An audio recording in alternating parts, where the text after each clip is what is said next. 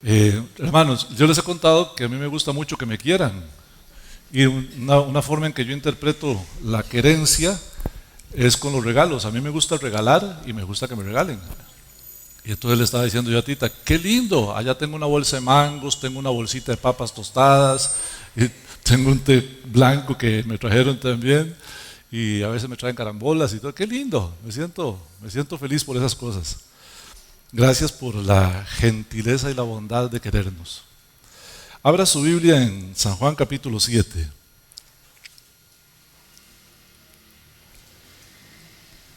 Y hoy vamos a estar a partir del verso 25.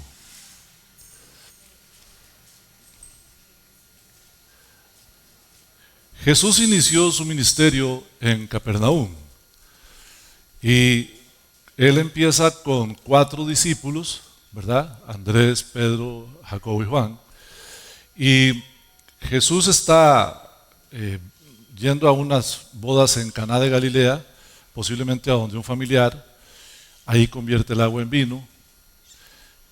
Jesús vuelve a Capernaum y luego va a Jerusalén a la Pascua. Y en la Pascua, ese primer año de ministerio, Jesús sanó a un paralítico que tenía 38 años de estar paralítico, estar ahí en cama.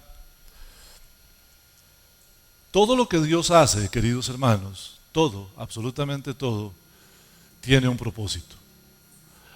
No es como nosotros a veces hacemos algo y creemos que eso es definitivo y cuando nos dimos cuenta ya no es definitivo. Tenemos que hacer un cambio, ¿cierto? Nos pasa mucho en muchas áreas de la vida. Escuché la historia de un señor que a los 60 años tenía suficiente dinero de su trabajo para poner su propia empresa y le ofrecieron un trabajo para ganar el doble de lo que estaba ganando y él dijo, no, yo me retiro porque yo voy a hacer mi propia empresa. Fundó su empresa, se cayó la empresa, se quedó sin plata, fue a buscar el trabajo 2 años después y ya no se lo dieron. Nosotros tenemos que ir improvisando sobre la marcha, muchísimo. Ninguno de ustedes sabe qué va a ocurrir mañana en su trabajo. Mañana usted va a llegar a su trabajo y no sabe exactamente hoy qué va a pasar. Siempre hay una sorpresa, ¿verdad? Pero en Dios no hay sorpresas. El plan de Dios es perfecto. Alguien diga amén a eso. Los planes de Dios son perfectos. Esta semana, por cierto, el miércoles, quiero contarles, hacemos un semicírculo y hacemos preguntas y respuestas. Ayer me decía una hermana, hermano, viera cómo anhelo que llegue el miércoles, porque el miércoles tenemos aquí una pequeña fiesta muy bonita. Y el miércoles la pregunta era, una pregunta que surgió, lo que pasa, lo que me pasa, lo que nos pasa, lo que pasa, ¿lo hace Dios o Dios permite que pase? Bueno, la respuesta es que son las dos cosas. La diferencia es que lo que hace Dios es perfecto. Por ejemplo, usted está soltero y quiere una esposa. Si se la da Dios, es perfecto. Si se la busca usted, puede que meta las de andar. Sí.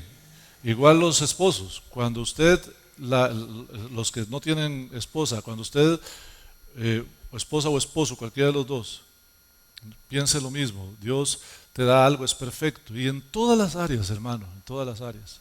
Un trabajo, si es un trabajo que te lo dio el Señor, camina la cosa. Si te lo buscaste vos, a veces se enreda. Todo, hermanos, todo. El plan de Dios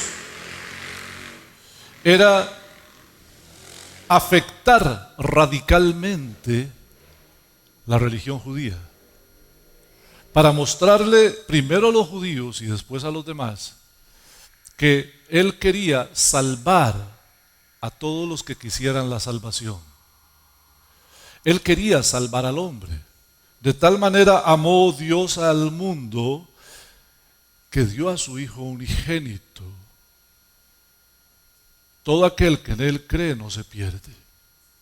Ese era el plan de Dios, pero para llevar ese plan a cabo había que afectar radicalmente la religión judía, porque los judíos tenían 2000 años de religión y ellos habían metido la religión en una caja muy rígida de donde nadie podía realmente ser salvo. El apóstol Pablo explica en Gálatas que por la ley nadie será justificado, por las obras de la ley nadie puede ser justificado. Es que no se puede, es que son, siempre me confundo si son 613 o 633 o no sé cuántos, ordenanzas y mandamientos, pero sí sé que son más de 600. ¿Cuál de ustedes es capaz de recordar 600 ordenanzas y cumplirlas todas? Es imposible, hermanos. Pero ellos habían dicho que esa era la única forma de ser salvo. Jesús vino y afectó radicalmente la religión, y ese día que sanó al paralítico lo sanó en sábado. Y lo sanó en sábado por la sencilla razón de que él quería empezar la afectación radical de la religión judía para que los judíos pudieran ser salvos. Porque judío o no judío, nadie puede ser salvo si no es por Cristo. Y entonces empezó un gran problema, porque siempre hay gente que no quiere que las cosas se muevan de como están, ¿verdad? Y entonces los judíos, los gobernantes principalmente, ya no les gustó y empezaron con un problema con Jesús. Incluso llegaron a tal punto que querían matarlo. Jesús regresa a Galilea y está caminando ahí en Galilea como unos 15 meses posiblemente, porque no quería andar en Judea porque los gobernantes querían matarlo. Y luego Jesús se encuentra con que sus hermanos no creen en él y tampoco les importa mucho si lo matan o no. Entonces le dicen a Jesús, oiga, ya que usted está en esto del ministerio y que usted es el Hijo de Dios y eso, ¿por qué no va a Jerusalén o a Judea para que los discípulos allá lo vean? Tremendo, tremendo. No les importaba. Eran los hermanillos de Jesús y qué ganas de tener unos hermanos así, ¿verdad? Saben que lo están buscando para matarlo y le dice, vaya, imagínese que usted supiera que a mí me quieren matar en Orotina y usted me dice, pastor, ¿y por qué no va a predicar a Orotina? Exactamente eso es lo que estaban haciendo ellos. Jesús los dejó que se fueran, les dijo, no, vayan ustedes, tranquilos. Después llegó él, como en secreto, llegó. Estuvo ahí unos días. La fiesta esa de los tabernáculos duraba como 8 días. A la mitad de la fiesta, Jesús se puso a enseñar. Y enseñaba la ley de Moisés, pero de la forma radical, de lo que él profundizaba, cambios radicales, y eso es lo que no les gustaba. Y si usted quiere saber cuáles cambios radicales le hacía Jesús a la doctrina, busque allá en su casa Mateo 5, 6 y 7, el Sermón del Monte. Y usted verá que todas, después del versículo 14 creo, empieza, oísteis que fue dicho, ojo por ojo y diente por diente. Eso está en la ley de Moisés. Pero yo os digo, no, amad a vuestros enemigos. Orad por los que os maldicen y os ultrajan y bendecidlos. O sea, tremendo. Jesús empieza a enseñarles la nueva ley de Dios. Y entonces a los fariseos y saduceos es un choque mental. Que alguien venga y le diga al pueblo que todo lo que ellos han venido enseñando por 2000 años, ya no. Porque siempre dice Jesús, pero yo os digo, o más yo os digo. Jesús dice, ok, les han enseñado esto, pero de aquí en adelante va a ser esto. Tremendo, queridos hermanos. Claro, con eso ellos querían matarlo. Ahora, vea el verso 25 conmigo. Decían entonces unos de Jerusalén, ¿no es este el que buscan para matarle? Porque Jesús se puso a enseñar en medio de la fiesta. Y la pregunta más interesante, dice, pues mirad, Habla públicamente y no le dicen nada. Nada. ¿Será que habrán reconocido en verdad los gobernantes que este es el Cristo? Ya había en el ambiente la idea de que este es el Cristo. Vimos cuando Jesús alimentó a los 5,000 que ellos querían venir y tomarle para hacerle rey, porque ellos entendían que Jesús era el Mesías. Pero aquí vamos a aprovechar para hacer un repaso, porque hay algunos hermanos que no han estado aquí cuando hemos dado esta enseñanza. Vamos a hacer un breve repaso del tema del pecado imperdonable. ¿Por qué? Porque note la palabra, esa palabrita pequeñita que está ahí, reconocido. Reconocido, la pregunta va a que si los gobernantes, no que si el pueblo, porque en el pueblo ya había mucha gente que había creído en él. Recuerde que cuando Jesús volvió de la Pascua hacia Capernaum, dice que lo recibieron gozosos porque habían visto las señales que él había hecho en la Pascua. Claro, todo el mundo vio las señales, se devolvieron para Capernaum y entonces Jesús volvió a Capernaum a su casa y todo el mundo estaba feliz. ¿Por qué? Porque viene el maestro que hace milagros. Habían muchos que ya creían en Jesús. Entonces, aquí se refiere a que si los gobernantes habrán reconocido, esa palabra reconocido significa que ellos tenían la obligación, la función de que cuando el Cristo apareciera, darle su veredicto, su visto bueno, decir, este es. El pecado imperdonable, usted lo encontrará en Mateo capítulo 12, donde Jesús sana a un sordomudo y ellos, los fariseos, los gobernantes, se les ocurre decir, este no saca los demonios por Cristo, por Dios, sino por Belcebú, príncipe de los demonios. O sea, ellos prefirieron decir que Jesús estaba endemoniado a decir que Jesús era el Cristo.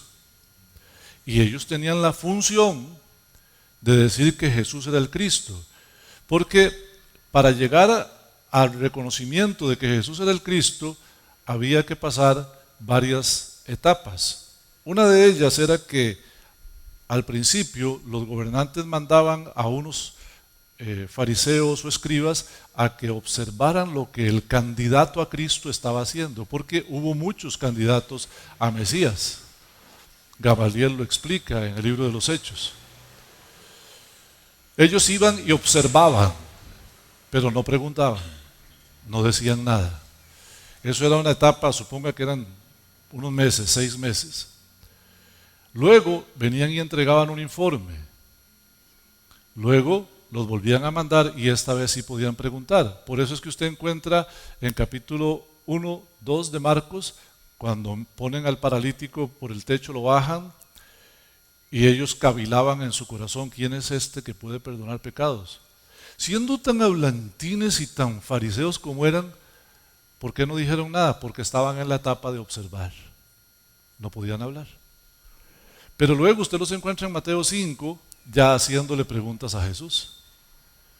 ¿Por qué? Porque ya estaban en la segunda etapa, que era ver y preguntar y tentar. Hubo una etapa en la que sí tentaron a Jesús muchas veces con preguntas.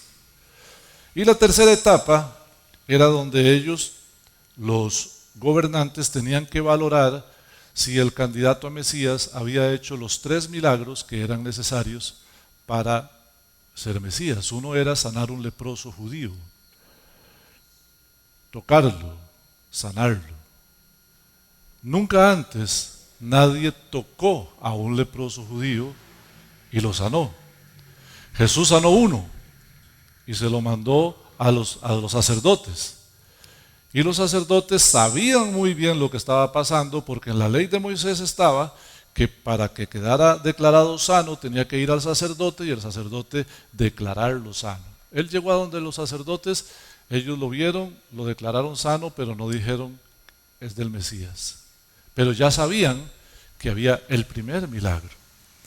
El segundo milagro era que tenía que echar fuera un demonio con el que no pudiera conversar. Los judíos tenían un protocolo, le decían al demonio, hablaban con el demonio y cuando sabían el nombre del demonio le ordenaban por su nombre salir. Y Jesús no, Jesús echó fuera un demonio sordo y mudo. Imagínate, no puede ni hablar ni oír. La persona, el demonio sí. Y Jesús lo echó fuera, recuerdan San Marcos capítulo 9. Y el tercero era que tenía que sanar a una persona que fuera enfermo desde el vientre de su madre, porque los judíos entendían que la enfermedad era producto del pecado según ellos. Por eso aquella pregunta, ¿quién pecó? ¿Este o sus padres? Porque él había salido ciego del vientre de su madre. Y Jesús los sana. Ya eran los 3 milagros. Los judíos, los gobernantes judíos ya no podían negar que este era el Cristo. Pero cuando se da el milagro, ellos prefieren decir, este echa fuera a los demonios porque está endemoniado y entonces los demonios le hacen caso, en vez de decir que era el Hijo de Dios. Este, hermanos, es el pecado imperdonable. Jesús les dijo, toda blasfemia contra el Padre les va a ser perdonada y contra el Hijo es perdonado, pero contra el Espíritu Santo no, ni en este siglo ni en el venidero. Los gobernantes eran los únicos que podían cometer el pecado imperdonable. Eran los únicos. Ni usted ni yo podemos. Y ellos lo cometieron el día que dijeron que Cristo estaba endemoniado. Yo me imagino la temeridad del corazón de una persona para poder tener enfrente al Cristo de la gloria, tener las pruebas en sus manos y decir que está endemoniado en lugar de declararlo Dios. ¡Qué locura! Es una locura. Ahora, ¿por qué lo hicieron? ¿Por qué querían matarle? Querían matarle porque él amenazaba su estabilidad económica y de poder. Si ellos reconocían que Jesús era el Cristo, entonces tendrían que darle toda la autoridad, toda la pleitesía y la soberanía. Ellos no estaban dispuestos a hacer eso. Lo segundo es que él les estaba corrigiendo la doctrina. Él le estaba enseñando al pueblo que lo que los fariseos enseñaban, mejor no lo toquen. Este es el nuevo orden que Dios va a establecer. Y aunque estaba profetizado en Jeremías 31, del 31 al 33, los gobernantes judíos no querían saber nada de eso, de que él estaba corrigiendo la doctrina, porque su doctrina era sacrosanta. Se parece mucho a algunas iglesias, usted sabe. Hay hermanos, una vez preguntó un pastor en la reunión de pastores, ¿por qué todos estamos en iglesias diferentes y no todos en la misma? Bueno, en el Nuevo Testamento se fundaba una iglesia por ciudad.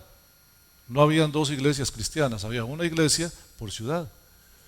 Entonces, la iglesia de Éfeso, la iglesia de Galacia, las que están en el libro de Apocalipsis, ¿cierto? También ahí se demuestra que había, no dice, a la iglesia en Éfeso, la que queda por el parque. No. Era la iglesia que está en Éfeso. Punto. Una sola. ¿Y por qué ahora estamos en Atenas? Tenemos 25 iglesias, contando las iglesias que tienen ahí tal vez en una casa o algo así, pero que se llaman iglesia. 25 iglesias. ¿Por qué? Preguntó un pastor en la reunión de pastores. Hermanos, porque algunos no podemos o no pueden convivir con diferencias teológicas. En esta iglesia sí. Yo siempre lo recalco. Entre nosotros hay hermanos que son calvinistas, otros son arminianos, aunque usted no sepa qué es eso, algunos son así y así. Otros son más recatados, otros son más liberales. Y todos cabemos aquí. ¿Por qué? Porque por todos murió Cristo. Y Cristo es el que nos une. Yo no tengo por qué pelearme por usted porque usted crea que no sé, que la iglesia va a pasar por la tribulación y otro crea que no, y otro crea que ya no hay milenio. Eso son cosas que no tienen por qué dividirnos. Pero estos judíos no soportaban la idea de que Jesús les corrigiera la doctrina. Y mucho menos que ya tenían evidencias de que Jesús es Dios. Lo tercero es que Jesús se manifestó como Dios. Muchísimas veces en el Evangelio de Juan hemos visto que Él dice, el que me envió, mi Padre tal cosa, todo. Siempre Él estaba hablando de Dios como su Padre y lo vimos que decían ellos, querían matarlo porque no solamente quebrantaba el sábado sanando al paralítico, sino que también se hacía llamar Hijo de Dios haciéndose igual a Dios. Por eso lo querían matar. Y por último, porque según ellos Jesús quebrantaba el sábado. Nunca se dieron cuenta que Jesús es Señor del sábado. Ellos no se dieron cuenta. Ellos querían respetar su religión. Recalcitrantes, implacables. La religión es primero. Quiero que sepa, hermano, que a veces nosotros somos así. Quiero que vea un texto conmigo.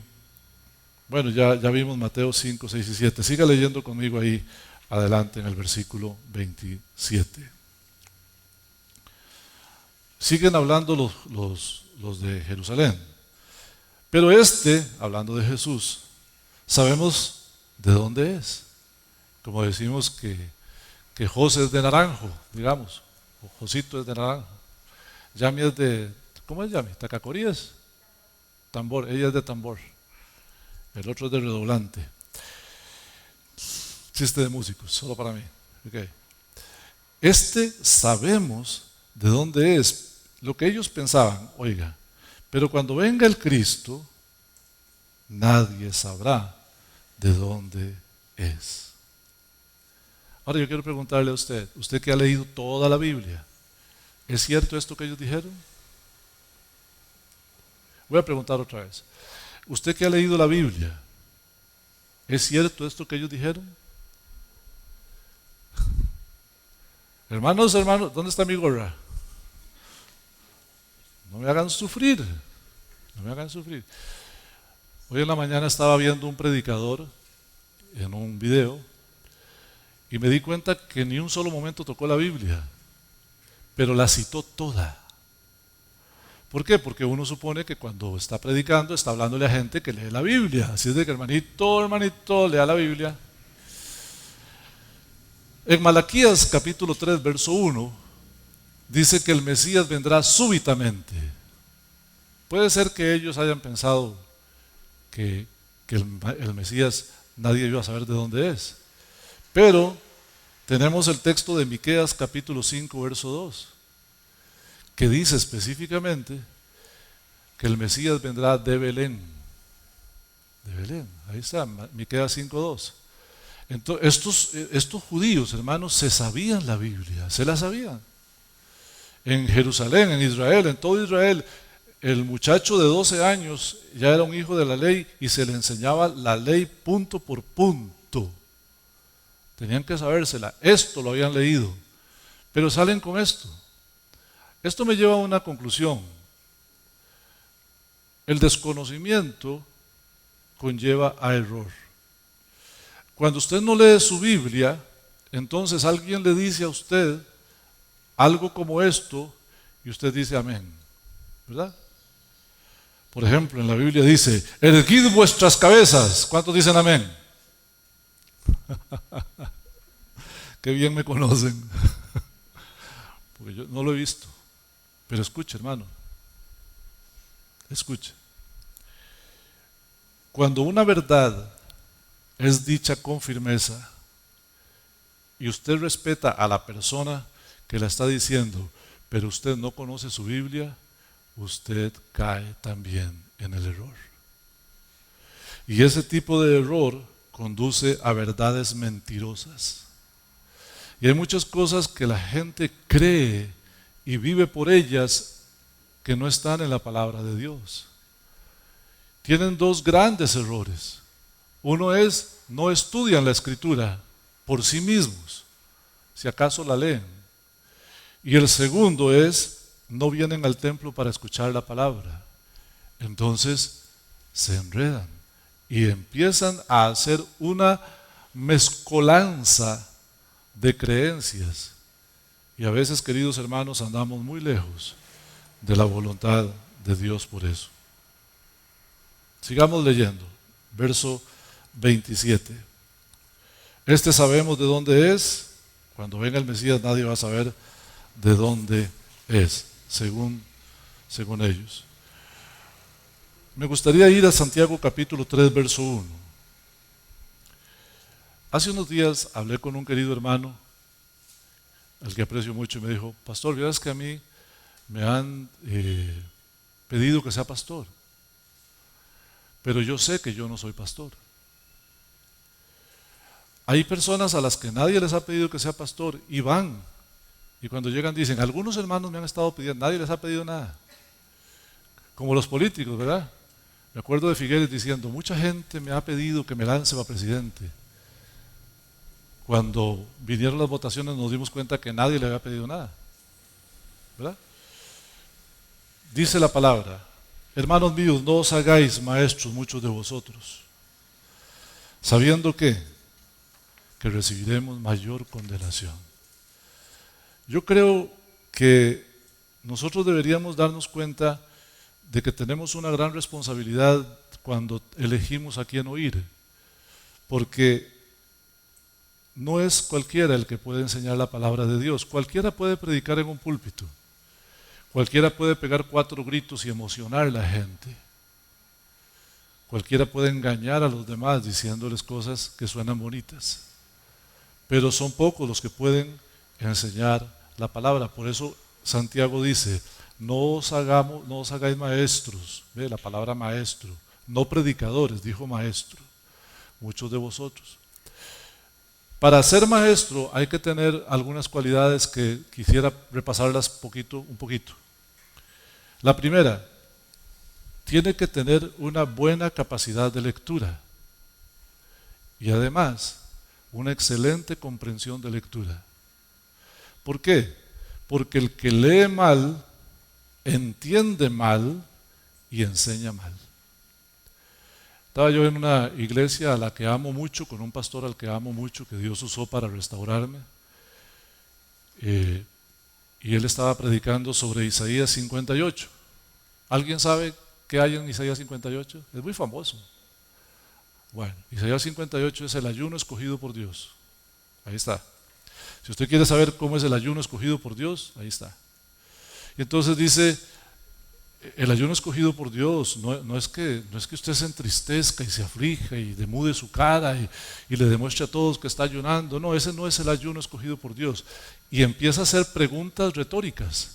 Dice: ¿no es que partas tu pan con el hambriento? ¿No es que a los pobres errantes albergues en casa y que quites todo yugo? Y este hermano lo empezó a decir al revés. Él dijo: no es que te aflijas y que demudes tu rostro, no es que partas tu pan con el hambriento, ni es tampoco que albergues a los pobres en casa, ni tampoco que quites todo yugo. Se comió todos los signos de interrogación, porque es diferente decir: no es que partas tu pan con el hambriento, a decir: no es que partas tu pan con el hambriento. ¿Ves qué diferente suena? El que lee mal y entiende mal, enseña mal. Y ser maestro es un don de Dios, que está en Efesios capítulo 4, verso 11. Puede que la persona no sea un letrado, puede que no tenga un título de bachiller, pero tiene el llamado y el don de Dios y te enseña la palabra como es, porque viene de Dios. Los apóstoles mismos, en capítulo 4 de Hechos, usted verá que los gobernantes dijeron: hey, ¿cómo estos hombres hablan así, siendo que son hombres del vulgo y no tienen letras?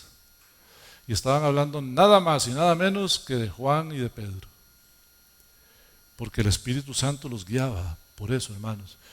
Entonces, el tema aquí de la enseñanza sana, pasa porque usted también tiene que elegir a quién le presta sus oídos. Hace unos días dije, y lo voy a repetir de nuevo, aunque sea redundante, que muchos hermanos están apegados a YouTube y a las predicaciones de YouTube. Y les parece que porque un video tiene 1.000.000 de vistas, ese es un hombre de Dios. Hermanos queridos, Bad Bunny tiene más vistas que cualquier predicador. O sea, no porque una persona tenga 1.000.000 de copias vendidas de su libro, significa que es la autoridad.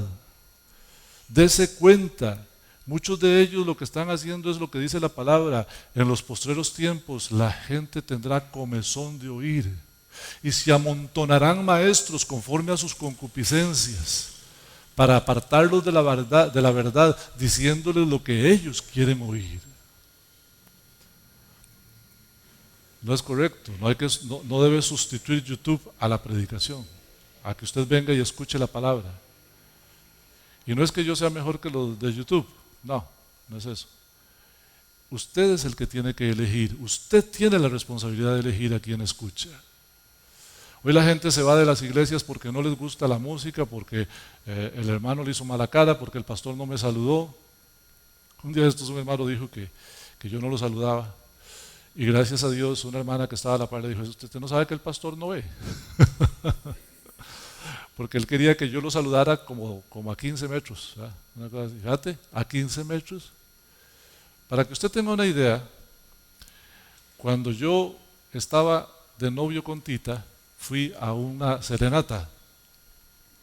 Y yo entré dimos la serenata. En aquellos tiempos los cristianos, los hermanos de la iglesia, juntábamos 3 guitarras, íbamos y echábamos la serenata. Y cantábamos, nosotros sí cantábamos canciones románticas, ¿verdad? Sabes, descubrí que la Biblia dice que debo amarte, y de esas, ¿verdad? Otros que no se sabían las canciones llegaban, se paraban en el jardín y empezaban a cantar No hay Dios tan grande como tú, ¿verdad? Porque no se sabían otras, ¿verdad? Entonces cantaban coritos. Ese día terminamos, los que estábamos afuera, y adentro estaban las hermanas con la novia. Y yo entré y me fui para allá. Y Tita estaba aquí. Casi la boto.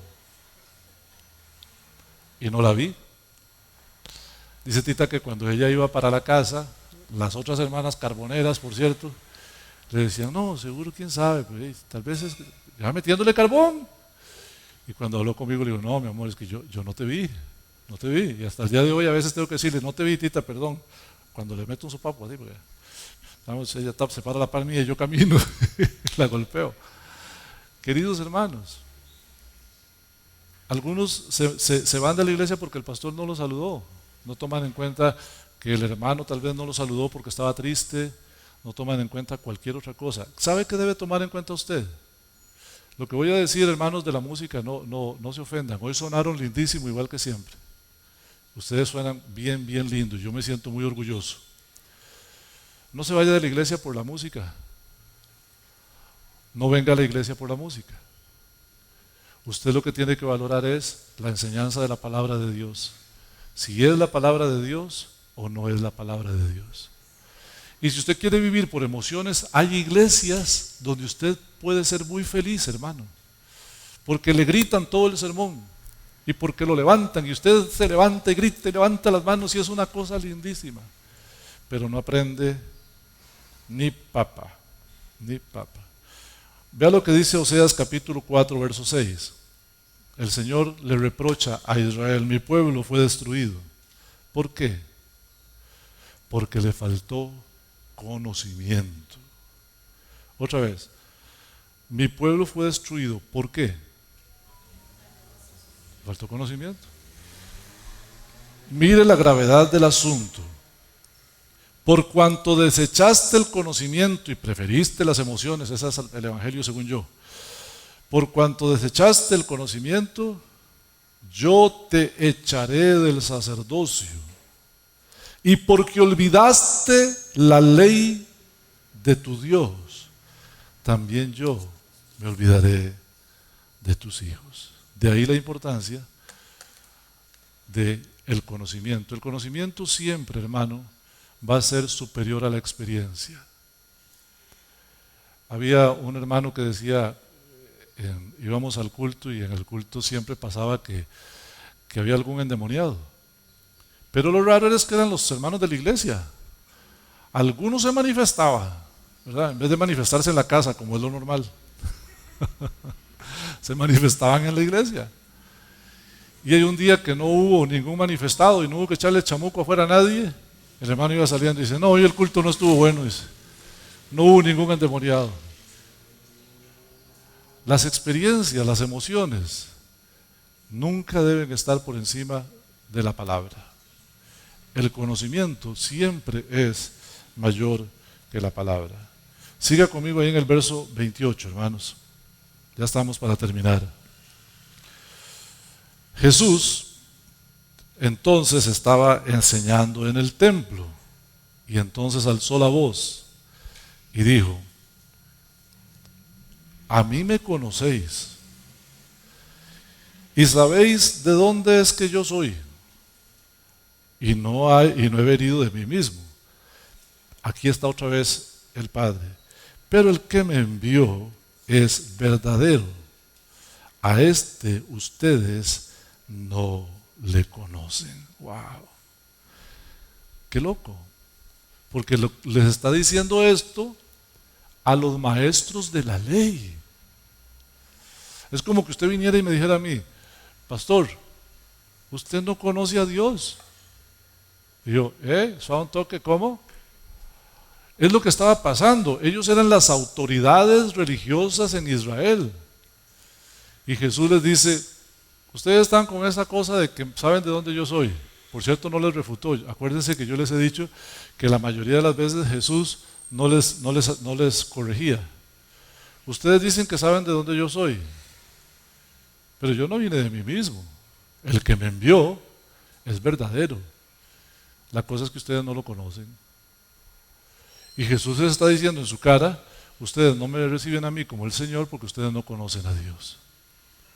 Saben, hermanos, hay mucha gente que rechaza el Evangelio. Y el Evangelio es rechazado porque las personas a las que les presentamos el Evangelio no quieren venir a la luz porque sus obras no son buenas. Pero además de eso, muchos quieren preservar una religión que no está de acuerdo a la palabra de Dios. Y más allá de eso, porque no conocen a Dios. Su corazón no es un corazón sensible al Señor. Qué lindo cuando usted le predica la palabra a alguien o le habla a alguien de Dios que sí tiene un corazón deseoso. Y ahorita lo vamos a ver. Hay muchos que creyeron porque siempre hay un corazón deseoso de buscar al Señor. Pero mientras busquemos 1 Corintios capítulo 2, verso 2. Mire un corazón deseoso del Señor.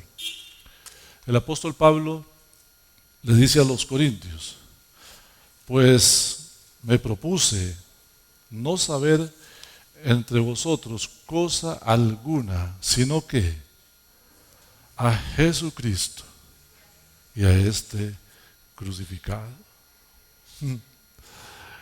Verso 29 de San Juan 7. Pero yo le conozco, porque de él procedo, y él me envió. Tres evidencias muy marcadas de la eternidad de Cristo. Y ese es el gran problema que tenían los gobernantes con Jesús, que Jesús les estaba una y otra vez diciéndole delante de todos que Él era el Cristo, que Él había sido enviado por Dios, pero aquí ya no solamente les habla de que Él es el Cristo, y no, Él da tres evidencias de que Él es eterno. Y aquí es donde la gente, los judíos, los fariseos, seguramente se les quebraba el coco. Primero dice, yo le conozco. Cuando usted dice que usted conoce a alguien, es porque usted comparte con ese alguien. Es porque usted ha conversado con ese alguien, ha convivido con ese alguien, ¿cierto? Yo le conozco. Yo le conozco. Pero no solo dice que le conoce, dice que de él procede.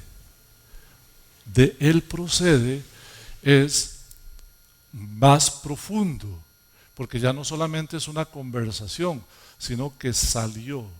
Proceder es de donde uno sale. ¿De dónde procede un bebé?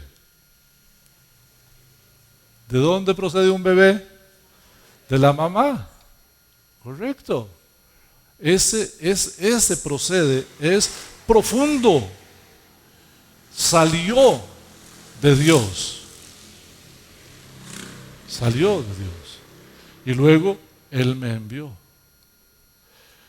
3 evidencias de la eternidad de Cristo. Yo me imagino esos pobres maestros de la ley, el colocho que tenían en la cabeza. Vea el verso 30 conmigo. Entonces, de ahí claro, procuraban arrestarle, pero ninguno le echó mano porque su hora aún no había llegado. Y muchos de la multitud creyeron en él y decían, el Cristo cuando venga hará más señales de las que hace este. Es lo que les digo, siempre hay un corazón deseoso. Y entonces Jesús encontró gente que creyó en él. Verso 32. Los fariseos oyeron a la multitud que murmuraba estas cosas, o sea, los que estaban diciendo que si cuando viniera el Mesías harían mayores señales que estas. Y entonces los principales sacerdotes y los fariseos enviaron alguaciles para que lo arrestaran. Cuando lo envían a arrestar, Jesús, en lugar de irse, como él estaba enseñando, lo que hizo fue que les habló de su crucifixión que celebramos esta semana. Jesús les dice un mensaje escatológico de ese tiempo, no para el final de los tiempos, sino para el final de su ministerio. Entonces Jesús les dijo, todavía un poco de tiempo y estaré con vosotros, pero me iré al que me envió. Aquí Jesús les está hablando de su muerte y resurrección.